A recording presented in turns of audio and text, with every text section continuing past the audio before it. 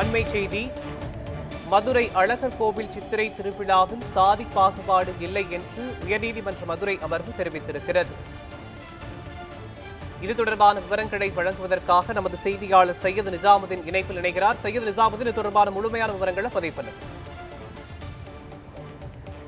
வணக்கம். கரூர் மாவட்டத்தில் சாமி கும்பிடுவதில் பட்டியலின மக்களிடம் தொடரப்பட்ட வழக்கானது கரூர் மாவட்டத்தைச் சேர்ந்த சுப்பிரமணி மற்றும் கரூர் மாவட்டத்தைச் சேர்ந்த ரமேஷ் என்பவர்கள் தனித்தனியாக 20 தொகுதிகளில் பட்டியலின மக்களுக்கு சாமி கும்பிடுவது மற்றும் அந்த திருவிழா செல்லும் போது முளைப்பாரி மற்றும் தீச்சட்டி எடுத்து அந்த கோயிலுக்கு செல்வது தொடர்பாக அந்த உரிமையை கோரி 20 வழக்குகளாக தொடரப்பட்டிருந்தது.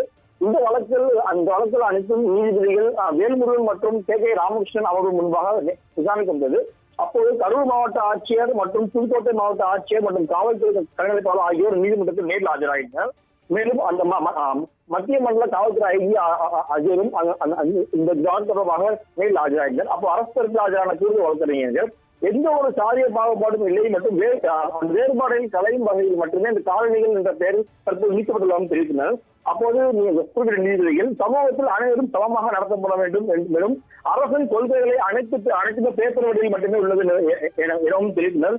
மேலும் யாராக இருந்தாலும் மரியாதை என்பது தானாக வர வேண்டும் எனவும் தெரிவித்த நீதிபதிகள் மேலும் சில ஊர்களில் சட்டை அணிந்து போக முடியவில்லை எனும் தெருக்களில் நடந்து செல்ல முடியவில்லை எனவும் தெரிவித்த நீதிபதிகள் அதை கண்டறிந்து மாவட்ட ஆட்சியர் உரிய நடவடிக்கை எடுக்க வேண்டும் எனவும் தெரிவித்தனர். மேலும் தற்போது நடந்து முடிந்த அழகு திருவிழாவின் போது அழகர் மலையிலிருந்து கலவர வைகை ஆற்றில் இறங்கும் அந்த இறங்க வருவதற்கு வழிநெடுகிலும் வீதியாக வருகின்றனர்.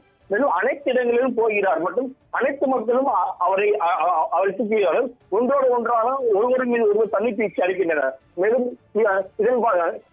இதில் எந்த சாதி பாகுபாடு இல்லை எனவும் தெரிவித்த நீதிபதிகள் இதே போன்று அனைத்து